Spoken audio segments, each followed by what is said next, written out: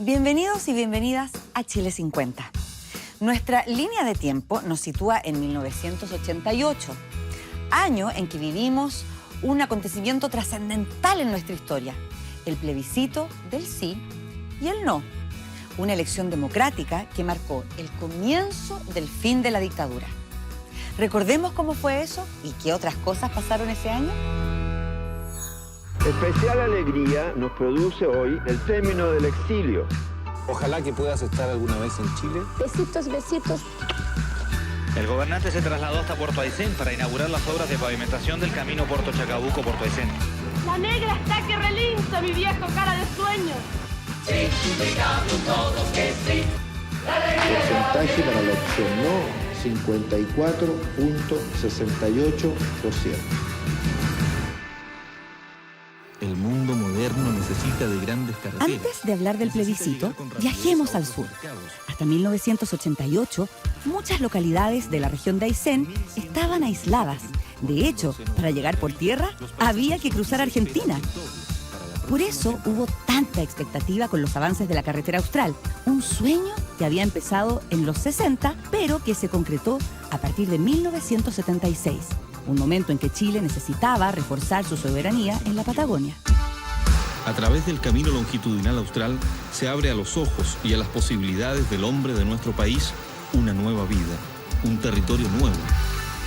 Este es el Gran Puente de Chile, una de las obras más hermosas y difíciles que ha enfrentado el país. El llamado Cuerpo Militar del Trabajo, dependiente del Ejército, fue clave para su construcción. Se dice que 10.000 soldados trabajaron en terreno, abriendo el camino entre los bosques, fiordos y glaciares. Esta obra permitió la conectividad de miles de chilenas y chilenos. Fíjese que a Puyuhuape antes de aquí eran 8 días, ¿no es cierto? 8 o 10 días. ¿De caballo?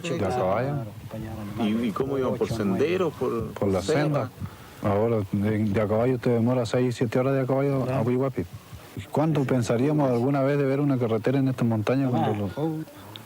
Aquí mismo en este pueblo donde estamos nomás era una sola montaña que no sabía nada. En el verano de 1988, cientos de turistas llegaron desde el resto del país para recorrer esta zona desconocida. Además de la imponente naturaleza, se encontraron con curiosidades como esta. Pues no está claro si fue en 1962 o en 1963. Lo cierto es que este avión, que era un LAN, un DC-3, tuvo una emergencia y debió realizar un aterrizaje forzoso en esta zona. Y los habitantes de esta zona ocuparon este fuselaje precisamente para construir una casa. Don José Alberto, buenos días, ¿cómo está usted? Bien. ¿Usted cuántos años lleva viviendo por acá? Como 25 años. Andrés, ¿tú te acuerdas de Santiago cuando vivías allá? Sí, me acuerdo, bastante. ¿Qué cosas recuerdas de Santiago? Pienso que es como estar en una lata de sardina. ¿Así de apretado? Sí. Eso pienso. Miren ustedes, ¿qué diría Andrés del Santiago de nuestros días? Lo cierto es que en 1988, directo desde esa caja de sardinas, Augusto Pinochet viajó a la zona austral para inaugurar las obras que ya en ese año habían conectado a más de 135.000 kilómetros cuadrados al resto del territorio nacional. El gobernante se trasladó hasta Puerto Aysén para inaugurar las obras de pavimentación del camino Puerto Chacabuco-Puerto Aysén. La vía permitirá sacar en forma más expedita los productos pesqueros de la zona y el de las industrias aquí existentes hacia el Océano Pacífico y la isla Grande de Chiloé. Este recorrido de Pinochet por la carretera austral fue en el marco de su campaña por el sí, para el plebiscito que se iba a realizar el 5 de octubre de ese año. Acompañado de su esposa Lucía Iriart, fue recibido por los residentes. La totalidad de las personas que viven en esta zona se congregaron a la entrada de Murta para saludar al primer mandatario y a su esposa. Antiguamente, para ir a Coyhaique eran 5 días a lomo de caballo. Hoy día, en 4 horas estar en Coyhaique, lo cual es un adelanto enorme. Yo me felicito de esta obra que se ha hecho en bien de ustedes.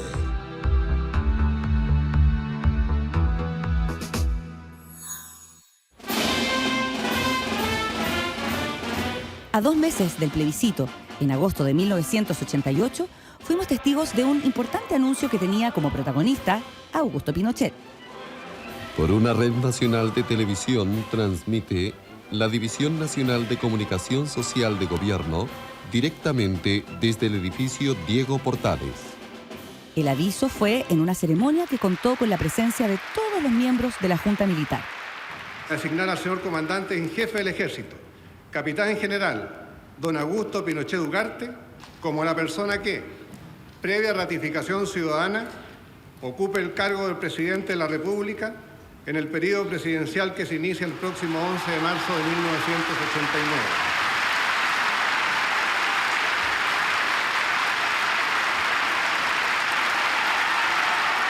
Esta decisión aseguraba la permanencia de Pinochet en el cargo hasta 1997, en el caso de que la opción sí ganase el plebiscito. Esta nominación generó diversas reacciones. Una de las más recordadas se dio en un programa de Canal 13. Fue protagonizada por Ricardo Lagos, uno de los líderes de la lucha por la recuperación de la democracia, quien emplazó directamente a Pinochet. El general Pinochet no ha sido claro con el país. Le voy a recordar, general Pinochet, que usted el día del plebiscito de 1980 dijo: presidente Pinochet no sería candidato en 1989. La cámara está enfocando, espero. Y ahora le promete al país otros 8 años, con tortura, con asesinatos, con violación de derechos humanos. Me parece inadmisible que un chileno tenga tanta ambición de poder, de pretender estar 25 años en el poder. Ricardo, chileno algunos nunca ha estado así. Ricardo, aquí y los que usted están va a tener convocados que son responder, ustedes. y usted va a tener que responder entre el sí o el no. Ricardo, lo y que yo el país lo emplazaría quiere saber... a que hiciera... Raquel, usted me va a excusar. No, es que Hablo estamos por preguntándole 15 años de nosotros a silencio. ustedes. Y me parece indispensable que el país sepa que tiene una encrucijada y una posibilidad de salir de esa encrucijada, civilizadamente, a través del triunfo del no. El dedo de Lagos pasó a ser un momento de antología en nuestra televisión, en una época en que nadie se atrevía a apuntar a la dictadura de esa forma. Esta escena cimentaría su futura carrera política. Cuando esto ocurrió, Lagos acababa de fundar el Partido por la Democracia, hoy el PPD. Fue uno de los 16 clanes que conformaron la coalición opositora al régimen militar, la Concertación de Partidos por el No, que fue creada a comienzos de 1988, justo después de que se legalizaran nuevamente los partidos políticos.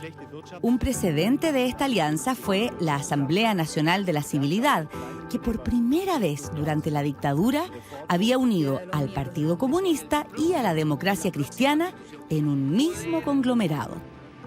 Aparte de Lagos, otra de las personalidades importantes de la Concertación en ese momento era Patricio Aylwin, quien, como vimos en 1990, se convertiría en el primer presidente electo de la República tras el retorno a la democracia. En 1988, una cantante brasileña, que se transformaría en un ícono de la época, concedía por primera vez una entrevista a TVN en su casa en Río. Ella cautiva, atrae con absoluta espontaneidad y su nombre se pronuncia en Brasil de una manera muy singular. Se llama Xuxa. Ojalá que puedas estar alguna vez en Chile. Tú tienes muchos amigos ahora a través de este programa.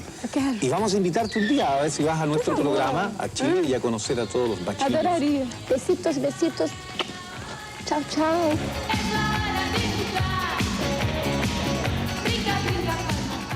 Nos daba como nervio pronunciar su nombre, pero Xuxa hizo furor en Chile. En los años siguientes llegaría al Festival de Viña del Mar y sus pocas pero movidas canciones sonaban en la radio todo el día.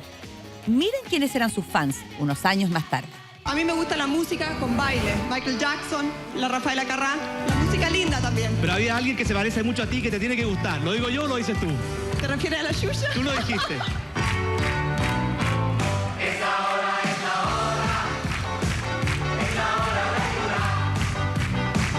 ¿Qué más bailábamos o escuchábamos a fines del 80?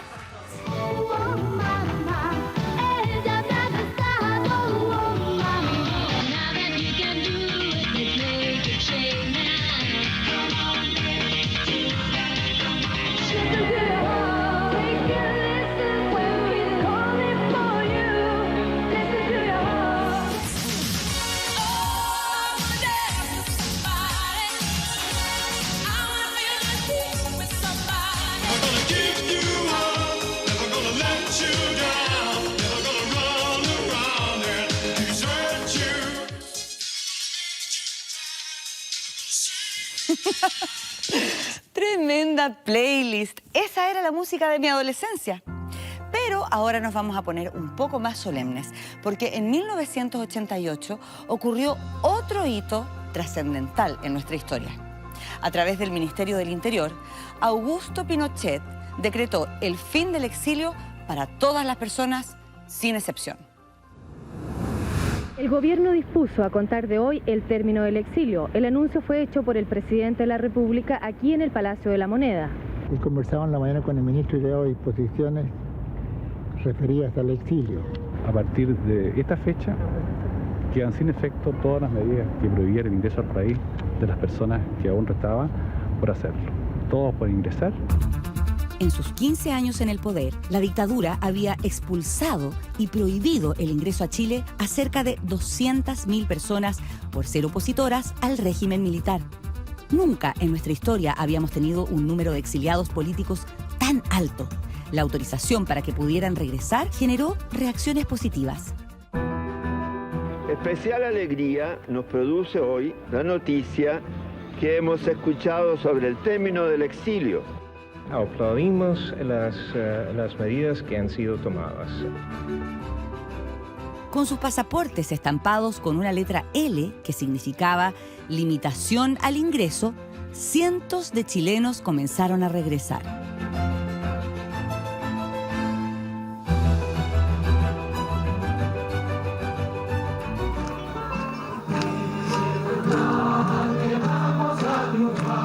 Entre quienes tenían prohibido volver al país estaba el emblemático grupo Inti Illimani. Este conjunto musical chileno se había exiliado en Italia, donde estaba de gira cuando ocurrió el golpe de Estado de 1973. Estas son imágenes del noticiero Teleanálisis, que registró la llegada de la banda a Santiago. Hoy día estamos aquí para seguir adelante juntos a ustedes. También retornó de su exilio en México la viuda del expresidente Salvador Allende, Hortensia Bussi. En el aeropuerto internacional fue recibida por su familia y un ecléctico grupo de ex jerarcas de la ex Unidad Popular.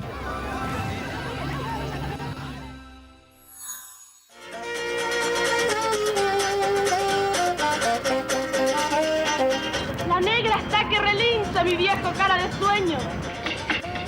A fines de la primavera de 1988, en la Plazuela O'Higgins, en Puente Alto, se estrenó un clásico del teatro chileno, La Negra Esther.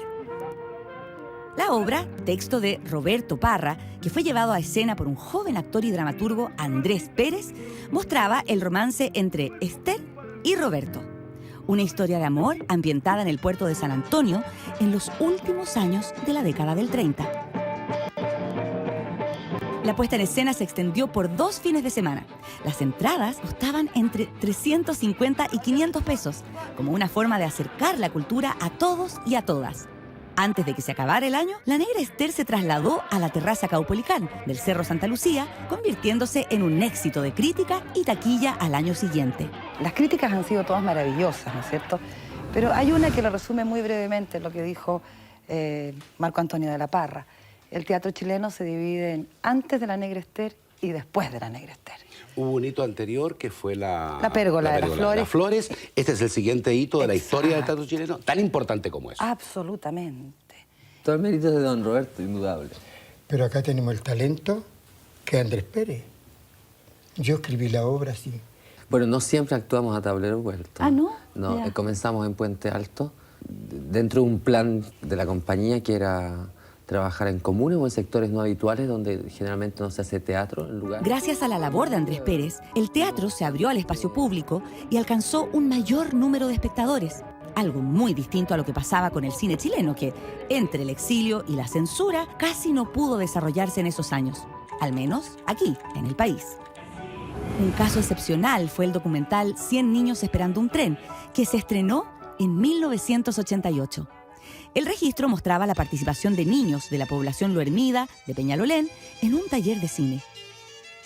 Nos interesa mucho que ustedes pongan si han ido alguna vez al cine, a un teatro donde ven películas. Si han ido a un cine, que anoten la película que vieron. Mientras daba cuenta de cómo los niños iban aprendiendo, El documental exponía la pobreza, la marginalidad y la represión política que los rodeaba. 100 niños esperando un tren se ganó su lugar en la historia de nuestro cine. Estuvo en uno de los primeros capítulos de Cine Video.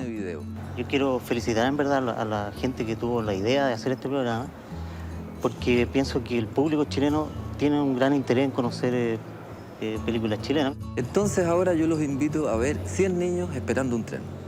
Alicia, ¿por qué tú haces este taller para niños pobladores? Porque me parece que son los que están sufriendo más en este momento en el país. Esta transformación del juego infantil en una denuncia hacia el régimen militar hizo que la película fuera catalogada para mayores de 21 años por el entonces Consejo de Calificación Cinematográfica, lo que impidió que buena parte de la población la pudiera ver en ese momento. De esta censura se harían cargo más tarde los gobiernos democráticos, tal como ocurrió en 1997. La censura no existe, mi amor. Oh.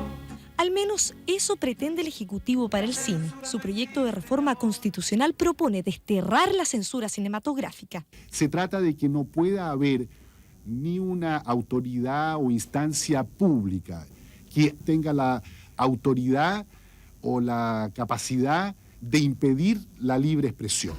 Eso sí, no se descarta que de nuevo un grupo social apele ante los tribunales por la exhibición de una determinada película, como ocurrió con La Última Tentación de Cristo. ¿Se acuerdan de la polémica que causó esa película? La Última Tentación de Cristo. Se estrenó en todo el mundo en 1988, pero en Chile no la pudimos ver hasta un montón de años después. En plena dictadura militar, el contenido de este film del reconocido director Martin Scorsese se consideró como una falta de respeto hacia lo sagrado y se prohibió su proyección y distribución en nuestro país. Este caso de censura provocó una gran controversia, a tal punto que llegó a tribunales. La película prohibida en Chile por la Corte Suprema de Justicia podría ser liberada de su censura. La Corte Interamericana de Derechos Humanos resucitó esa esperanza. En enero, el tribunal con sede en San José de Costa Rica notificó al gobierno que por esa prohibición del film se acusa al Estado chileno de violar la libertad de expresión. Hasta que, en 2001, hubo una resolución. La Corte Interamericana falló a favor de la película.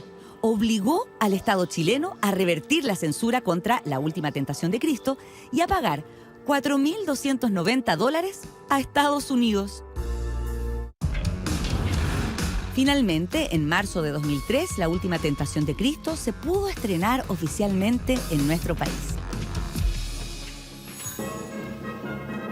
Un evento al que sí pudimos asistir en 1988 fue al Campeonato Mundial de Bicicross, que ese año se realizó aquí en Chile. ¿Qué tal, amigos? ¿Cómo están ustedes? Vean cuánto público ha venido. Muy bien presentado el recinto, las banderas están realmente extraordinarias. 17 países estuvieron acá presentes en el momento de la largada. Está todo dado como para que esto sea realmente atractivo. La ardua competencia en categoría crucero fue vencida por el chileno de tan solo 13 años, Luis Oviedo. En primer lugar está el australiano Ryan Scott, el número 28 de Australia en el primer lugar, en una lucha dramática con Oviedo de Chile. Atención, amigos telespectadores, el chileno, tras una pasada sensacional, se quedó el australiano. Y Chile va en busca del primer título de campeón del mundo. Luis Oviedo, campeón del mundo.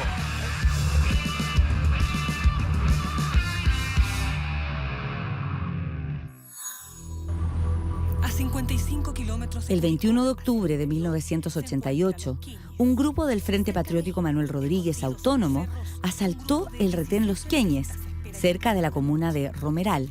En este reportaje que Informe Especial emitió el 2008, se relata cómo el ataque había sido parte de la denominada Guerra Patriótica Nacional, con la que el grupo armado buscaba derrocar al régimen militar. El asalto tenía por misión conseguir armamento policial. Fue encabezado por figuras emblemáticas del frente: Raúl Pelegrín, también conocido como Comandante José Miguel, y Cecilia Mañi, la Comandante Tamara. Divididos en 4 grupos, los frentistas realizaron la operación que terminó con la vida del cabo Juvenal Vargas, con el retén policial incendiado y rayado con consignas del frente. Durante las pesquisas que efectúan comandos conjuntos del Ejército, Carabineros e Investigaciones, se encontró la culata de un M-19 y otras evidencias que hacen presumir que los extremistas huyen en dirección al norte. Los grupos de búsqueda, según trascendió, cuentan con la colaboración de arrieros de la zona y además con la participación de los 2 carabineros que estaban de guardia durante el ataque extremista. Este hecho causó bastante revuelo a nivel nacional. ¿Qué antecedentes tiene usted de la situación? Los antecedentes necesarios para formarme la opinión y lo demás se está viendo en el terreno mismo y estamos tomando las directrices que corresponden en estos casos porque tenemos que encontrar a estos criminales. El 25 de octubre de 1988, luego de varias jornadas de intensa búsqueda, Carabineros anunció la captura de 6 frentistas. 5 días después, en las aguas del río Tinguiririca, fueron encontrados los cuerpos de los líderes del asalto, Raúl y Cecilia. La versión oficial sobre su muerte planteaba que se habían ahogado en el transcurso de su escape.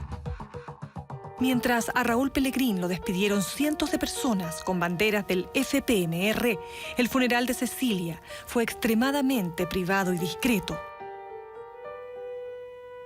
Para los Pelegrín Friedman había partido el hijo pródigo, único varón entre 2 hermanas. Para el Frente Autónomo se iba el número 1 y junto con él su principal figura histórica. La muerte de estas 2 personas estuvo cubierta por un manto de incertidumbre durante 20 años, en una causa judicial que cerró 12 veces su sumario sin procesados. Hasta que en noviembre de 2007, un nuevo peritaje forense dio a conocer que los comandantes del frente habían sido torturados. Hay una serie de lesiones de ese tipo, estas infiltraciones sanguíneas de la espalda, que dan para pensar de que yo te pego, pero no quiero que se te note. Sin embargo, después parece que las cosas van subiendo de tono, porque indudablemente que las infiltraciones sanguíneas y los desgarros anales ya son yo te pego y no me importa que se te note. Y cuando finalmente te provoco una luxación del cuello, es que efectivamente yo quiero que te mueras. El documento concluye que todas las lesiones son atribuibles a terceros y agrega que ninguna de ellas son explicables por el arrastre en el agua. Los exoficiales y suboficiales Julio Acosta, Carlos Besmalinovich, Juan Rivera y Walter Soto fueron acusados de homicidio calificado. Sin embargo, 7 años después, en 2014, la Corte Suprema los absolvió por falta de pruebas. Según el fallo, no fue posible vincular a ninguno de los 4 acusados porque existió un pacto de silencio para ocultarlo. Los causantes, los asesinos, circulan por la calle libremente y sencillamente decidieron no entregar la información. A principios de octubre de 1988 vivimos un momento histórico por el que estábamos todos expectantes. Un plebiscito definiría la continuidad en el poder del general Augusto Pinochet y de su régimen a través de 2 opciones: sí o no. Un mes antes de la elección, el 5 de septiembre, comenzó la campaña de ambas posiciones políticas. Era la primera vez en nuestra historia que se emitía por televisión una franja de propaganda electoral. Hay harina solo para 3 o 4 días. La propuesta del sí resaltó la crisis durante el gobierno de la Unidad Popular y contrapuso a Pinochet y sus seguidores como una continuidad del orden que permitiría el crecimiento. Usted decide. ¿Seguimos adelante o volvemos a la UP? Sí, digamos todos que sí, sí, el país merece el sí. Un país ganador. Ese es nuestro compromiso con usted. Un país desarrollado en paz, en libertad y en plena democracia. El pueblo y usted harán posible la esperanza. Hoy que la patria entera avanza junto a usted. Yo no me recomiendo. analíceme. Y he hecho una cosa mala, perdóneme. Pero creo que sumando y restando, tengo más a favor que en contra. Por su parte, la opción no comenzó con la icónica aparición del periodista Patricio Bañados, uno de los principales rostros de la campaña opositora al régimen. Por primera vez en 15 años, quienes no comparten el pensamiento oficial tienen la oportunidad de dirigirse a usted a través de un programa de televisión propio. Oportunidad para mí de reencontrarme con esta profesión también de la cual fui marginado hace más de 5 años. Pero 15 minutos en 15 años no es mucho y vamos a esa alegría que viene. A través de metáforas, colores y músicas, la franja invocaba la alegría del futuro, la esperanza del fin de la dictadura. Vamos a decir que no, con la fuerza de mi voz. Vamos a decir que no, yo lo canto sin temor. Vamos a decir que no, todos juntos a triunfar. Vamos a decir que no, por la vida y por la paz. Con el correr de los días, los rumores de un eventual boicot al plebiscito tomaron fuerza, especialmente la noche anterior a la elección, cuando un apagón oscureció a la mitad de Chile. Pero volvió la luz y el miércoles 5 de octubre de 1988 partió con más de 22.000 mesas receptoras de sufragios abiertas a lo largo del país, listas para recibir a los más de 7 millones de chilenos aptos para votar. Pues salga todo bien. Salga todo bien, gracias a Dios. Volver a vivir en paz, volver a encontrarme con mi país. Feliz, votar por el no. Gracias. Eso, por el no. Porque tenemos que ser patriotas para agradecer lo que el gobierno ha hecho por nosotros. Pero la jornada no fue tan fácil. Hubo muchas aglomeraciones en los centros de votación y con el correr de las horas creció el temor ante posibles ataques de grupos de izquierda o de las propias Fuerzas Armadas. 83, 84, 98. 129 sí, 194 no.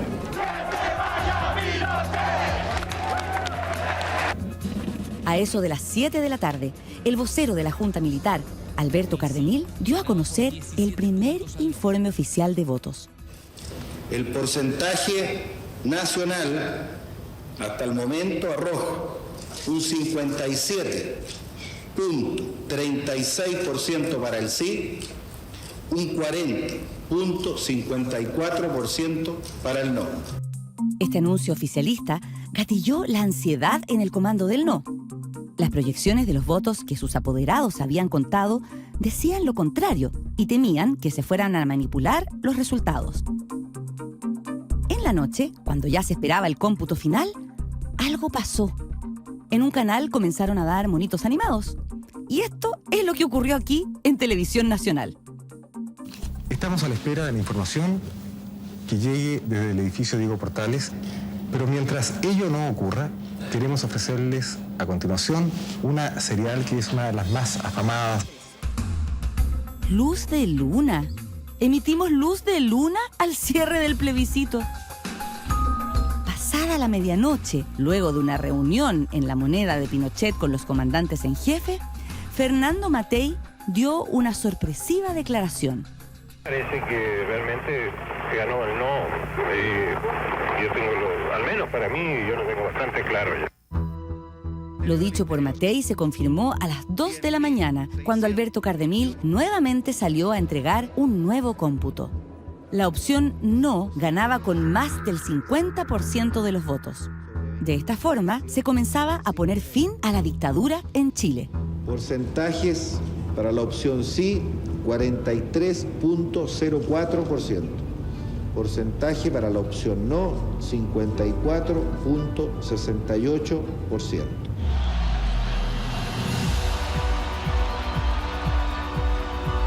La mañana del 6 de octubre de 1988, miles de personas salieron a las calles a celebrar el triunfo del no.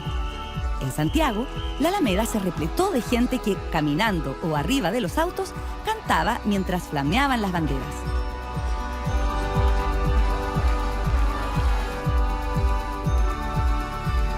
Y con la celebración del triunfo del no, que puso fin a la dictadura y trajo de vuelta 2 años más tarde a la democracia, avanzamos en reversa hacia 1987, el año en que recibimos la visita del Papa Juan Pablo II, que congregó a miles de creyentes en la capital, y también el año en que fuimos testigos del triunfo de Cecilia Boloco como Miss Universo. ¿Qué más pasó ese año? Lo recordaremos en el siguiente capítulo de Chile 50, la serie.